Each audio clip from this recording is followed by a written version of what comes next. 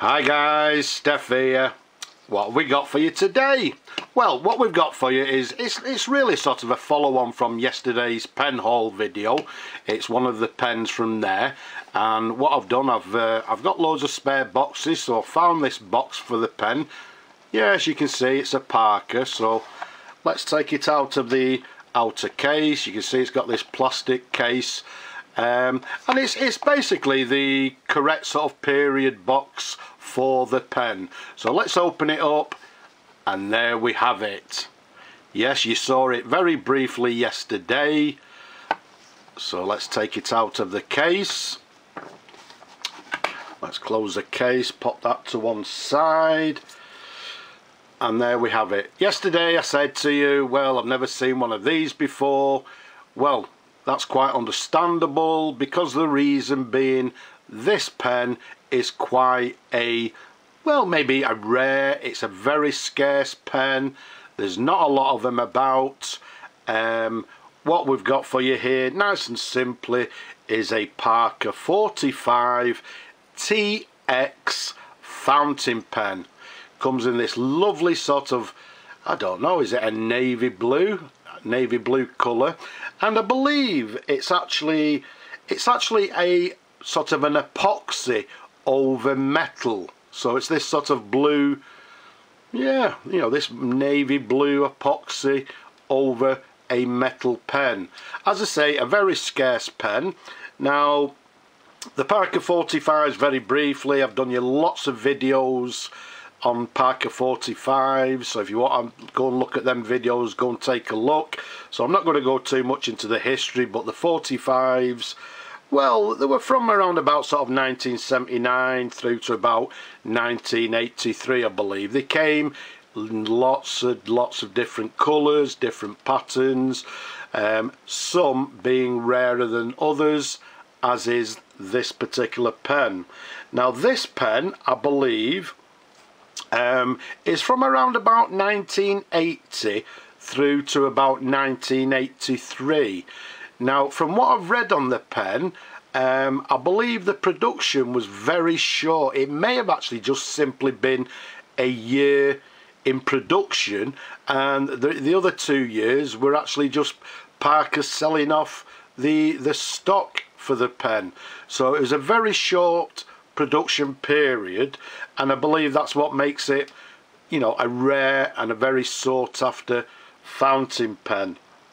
Now let's show you the cap in print. You can see it's, I believe it to be quite an early model. One of the reasons being, if you can see the Parker there, it's in the early sort of the early design. It's quite a big Parker sort of font, if you like. And then if we turn it round for you, let me have a look over the camera. Yep, there it is. It says made in England. It's got the sort of the halo symbol. So again, the font to the Parker there indicates to me that this is an earlier version.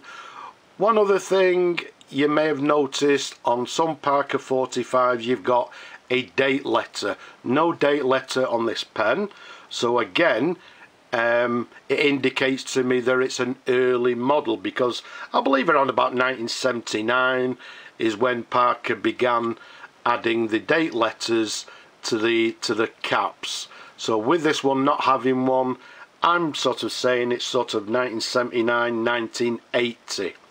So again, an early production. The size of it from the top of the cap to the bottom of the barrel, around about 137 millimeters capped. Around the widest point of the barrel, it's 12 millimeters in diameter. And again, it looks very, well, very similar to a standard Parker 51. You can see the Parker 51 arrow clip there. The very top, the finial, you can see it's got a slight dimple to the gold finial there to the top. And the only difference being on this pen, you can see to the bottom, very slightly peaked.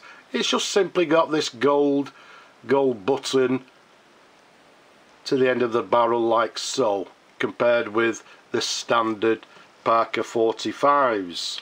When we said it's made in England, I believe this one was actually made at the Newhaven factory when it was still around. But all in all, a gorgeous pen. This lovely material, again I believe to be some sort of an epoxy, blue epoxy. Very attractive pen, and once again, well, yeah, a very unusual pen. Very sought after. Whether it's totally rare, I don't know, but it's not one of your regular Parker 45s. Now, let's take the cap off, which is a friction fit cap. Let's show you the pen in numerous different angles. Pop the cap down like so, and if I take you up to this section there, you can see the section. It's just a slightly darker blue than the pen itself. You can see the clutch ring to the bottom of the section there, and again, doesn't need any introduction, but you can see the very standard Parker 45 nib to the very top there. Let's give you a sideways view. Let's turn it over, show you underneath there.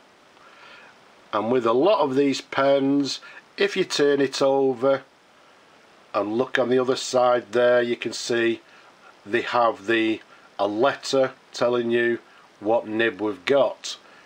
Now in this particular case, you can see it's got the letter D.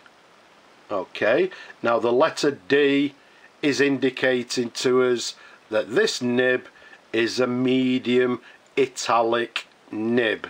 Incidentally, it's all been disassembled, cleaned, didn't need a lot of work, just simply cleaning.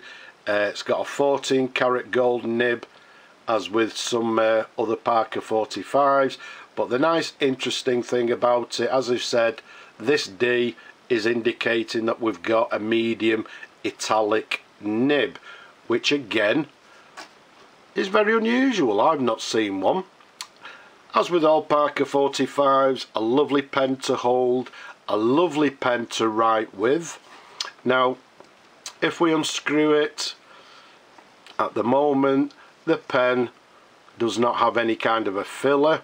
It's a cartridge converter filler. You can see it's also got the brass threads there, which indicates, I believe it may be an earlier model.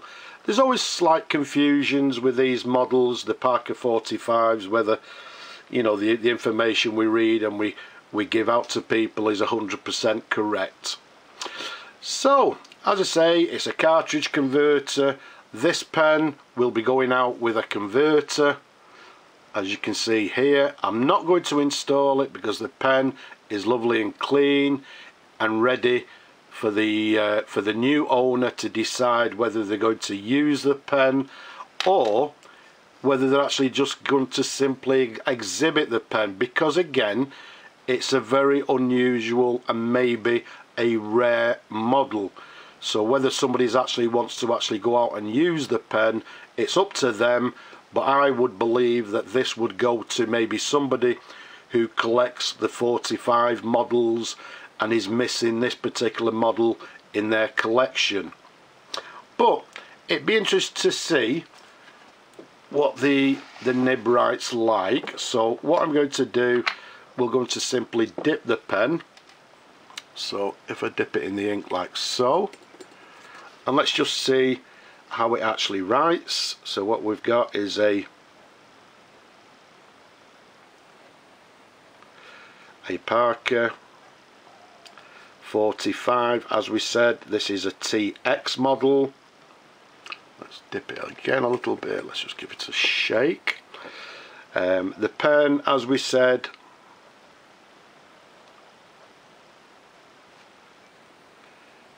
was made in the Newhaven factory, and this particular model I'm dating 1979, maybe 1980.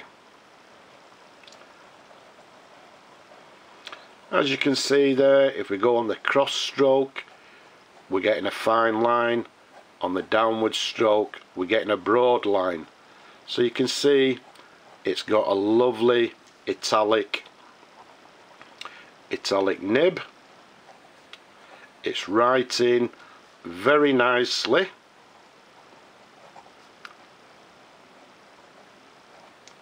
And smooth. Okay, so it's a lovely writer as you'd expect. Let's give it a wipe. What we'll do, we'll clean everything off afterwards, and there you go. So you can see there we've got a lovely italic nib, as it says, the D indicating that we've got a medium italic nib. So let me pop the ink to one side. Let's pop that pad to one side. Let's put the cap back on, and there we have it. An absolutely gorgeous and scarce Parker 45 TX in a blue epoxy on metal, in beautiful condition, as you can see there. Some of these are actually chipped away, so they don't look that very good. This one, as you can see, is in gorgeous condition. So what I've done, as you saw earlier, we've put it in a period box so that, well, the new owner will be able to enjoy this pen. Again, whether they decide to write with it or not, that is up to them. But in my opinion, this pen deserves to be sort of exhibited. And again, repeating myself, there are people out there that collect the Parker 45s, and this may be one of the models that they're missing in the collection. So what we'll do, let's try and find a new home for it. So I hope you've enjoyed looking at the pen as much as I enjoy showing them to you people. Don't forget, leave a comment below, don't be shy, and have you subscribed? If not, why not? Subscribe now. And last but not least, down below there, if you possibly can, please support my work. But for now, I'll just say bye bye for now.